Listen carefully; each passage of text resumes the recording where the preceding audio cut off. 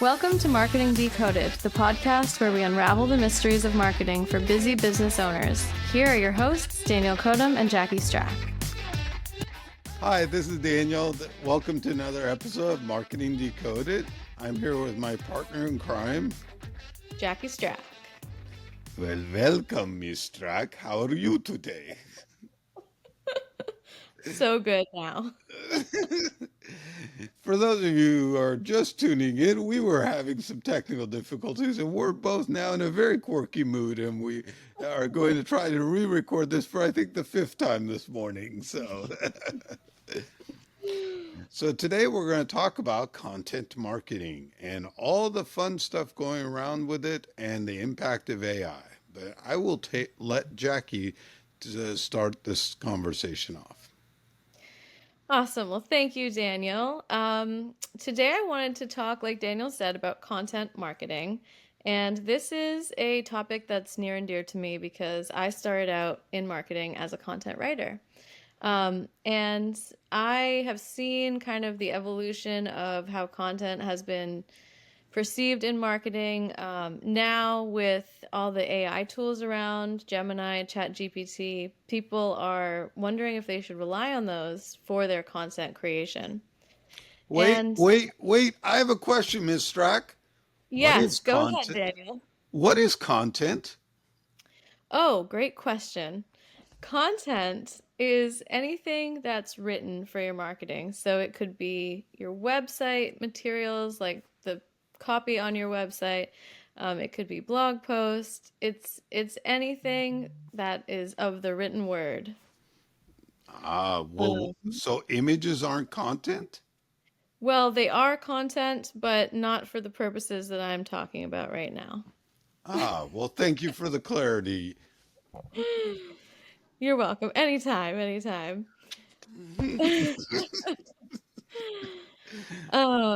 So I mean, AI can create even pictures now, but the thing that we are seeing on our side of things is that people are using AI to create website copy. They're using AI to create blog posts. And yes, that allows you to make a lot of content quickly, but it's really quantity over quality that you're seeing.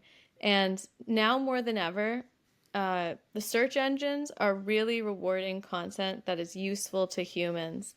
And that means it's written by a human. I think even before AI started being such a big presence in our lives, the search engines were kind of they were less about algorithms and more about really crawling content to see what's useful.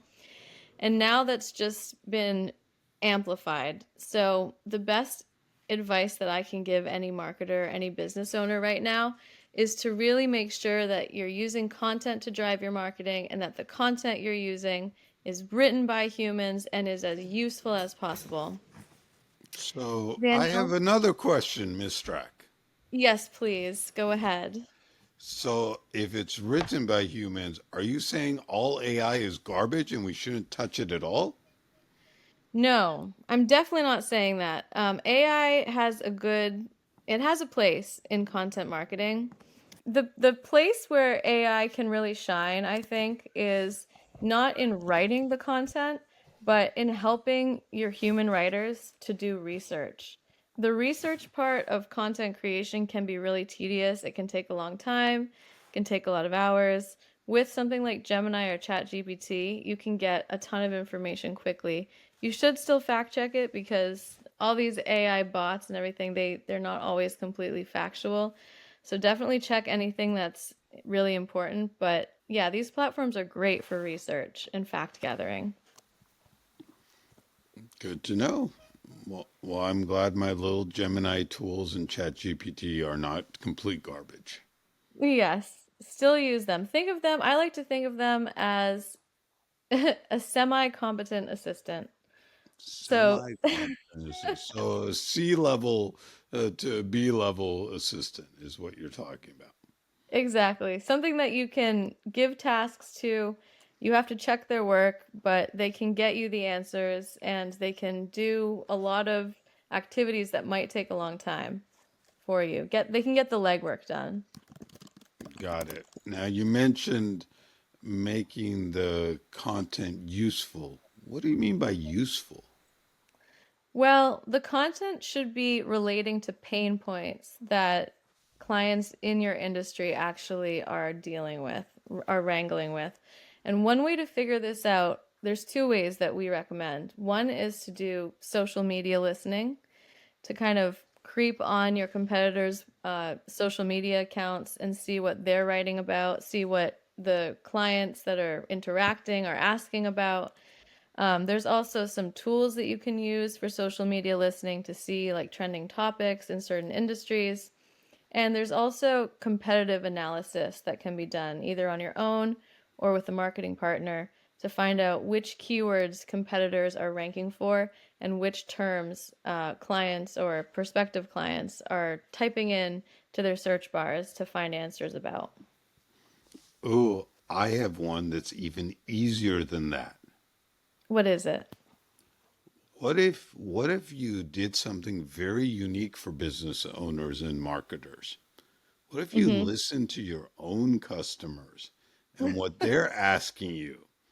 I mean, can you imagine the mind-blowing effect if you actually listened and heard the questions they asked you week after week, which I'm sure some of them are very repetitive, but if you sat there and actually addressed those through materials you put out online, I bet you those mirror a lot of the same customers they want to get.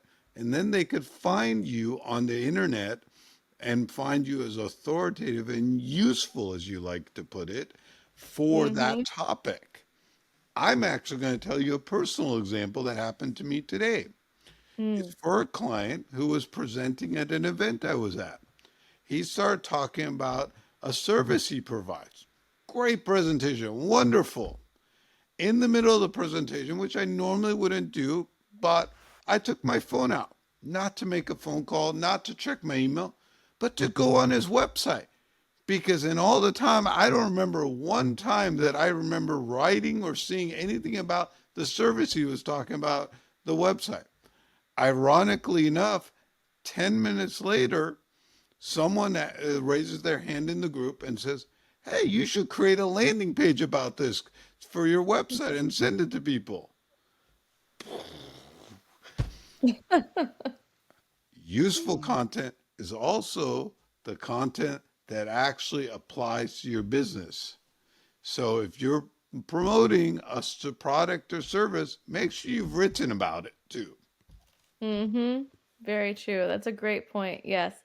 I think that yep, all of these are really good ways to figure out what it is that people want to know and the questions that you can answer for them. And if you can become a reliable resource for people that have questions, they're going to stick with you.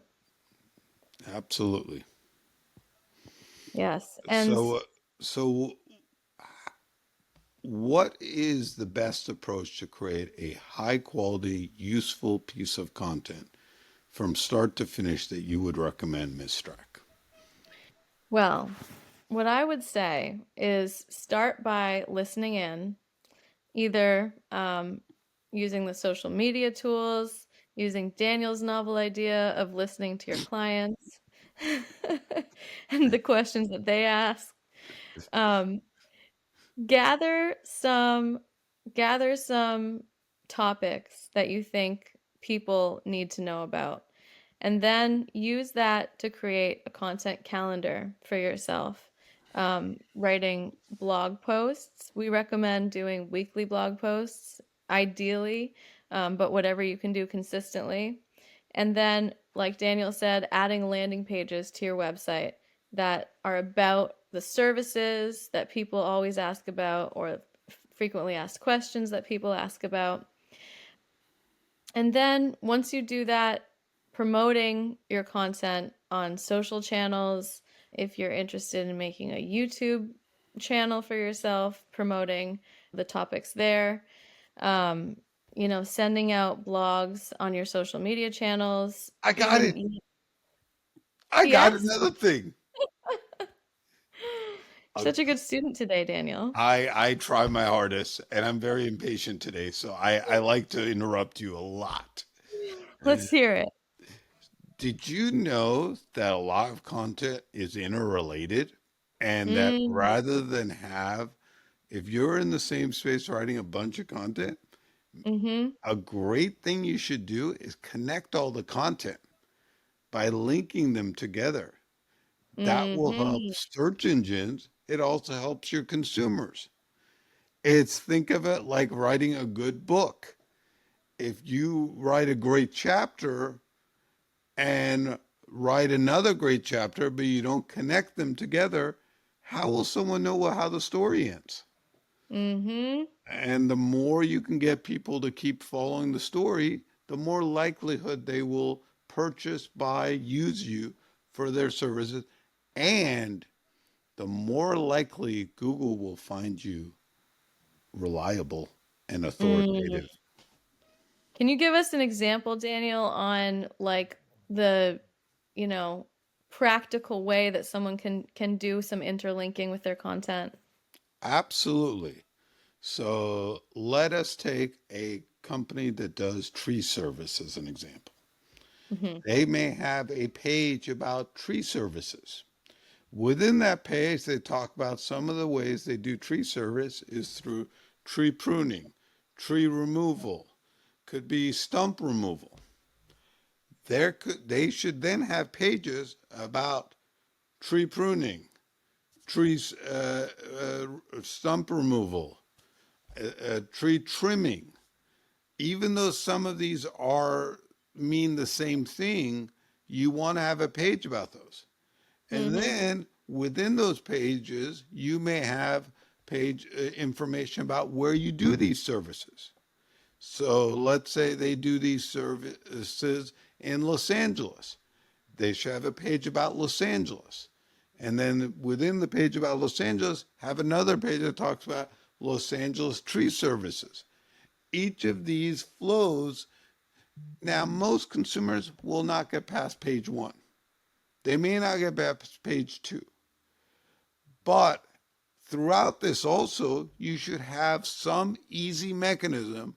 Anytime you're on any part of a page, there should be at least one button for what to contact you, to schedule a consultation, to request a quote, depending on whatever service you provide.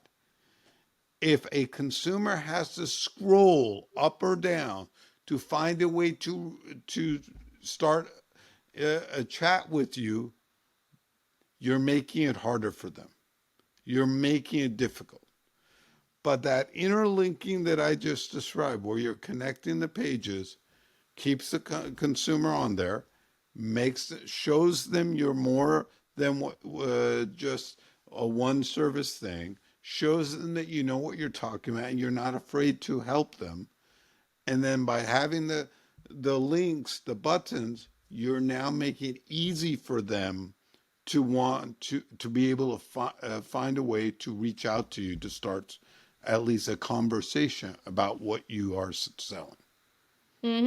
And it also shows the search engine that you know what you're doing and that you're a reliable source.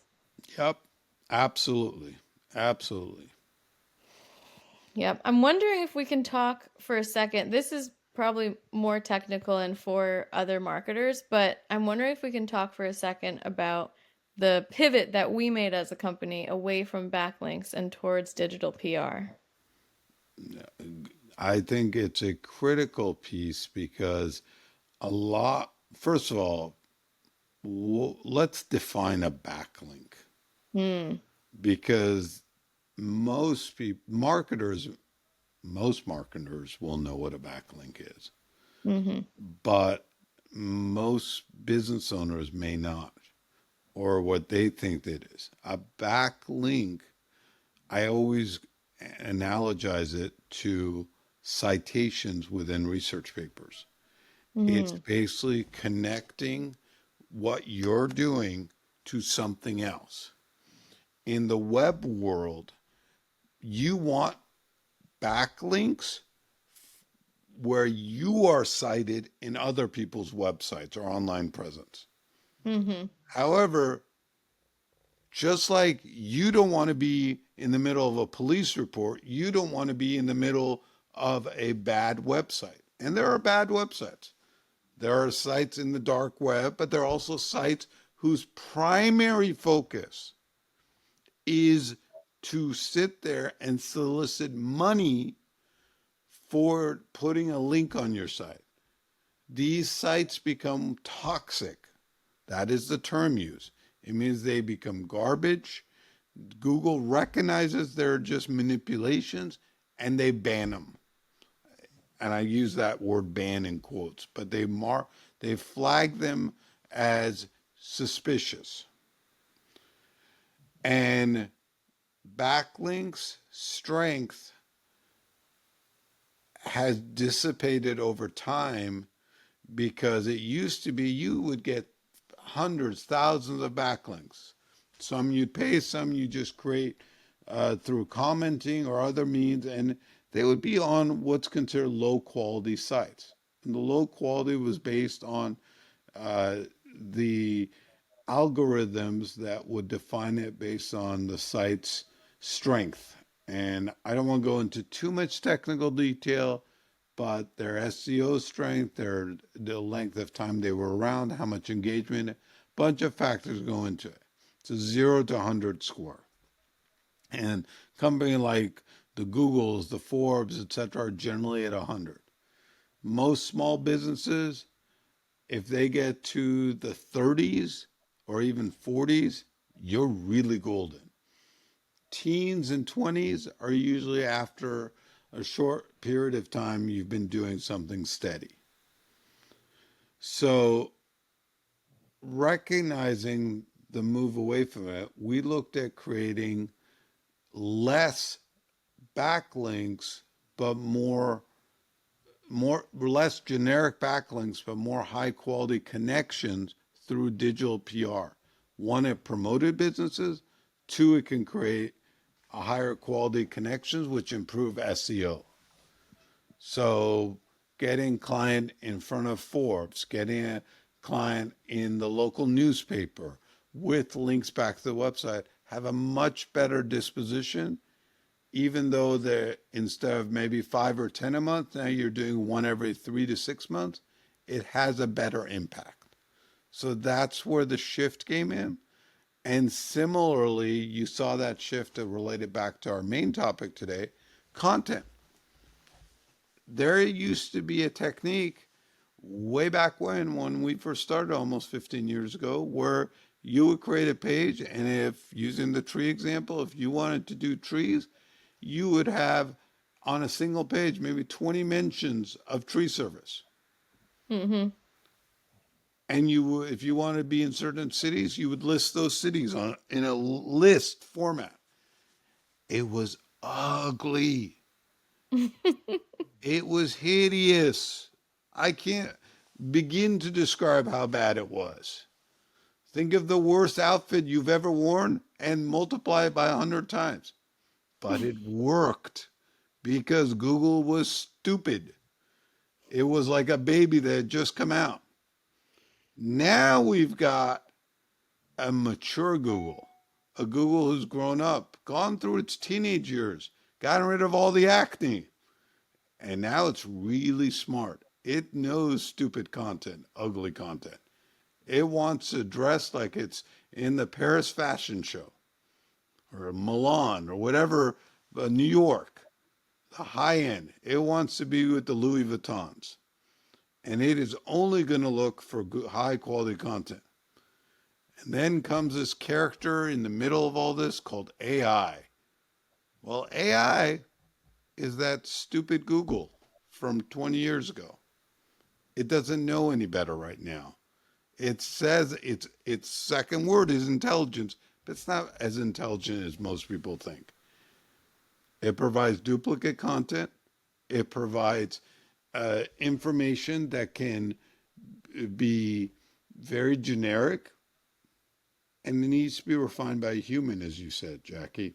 So that way it can help the business owner really make their website shine. Well, I think that's all we need to say about the topic, really. Yep, stupid baby Google and stupid AI. So I think that covers it. Well, Yes. Well, thank you, Daniel.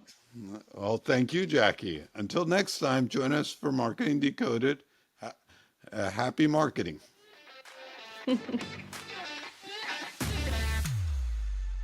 Thank you for listening. Please be sure to follow us on your favorite podcast player. To sign up for your own free assessment, visit www.decodetech.com/free-fitness-assessment.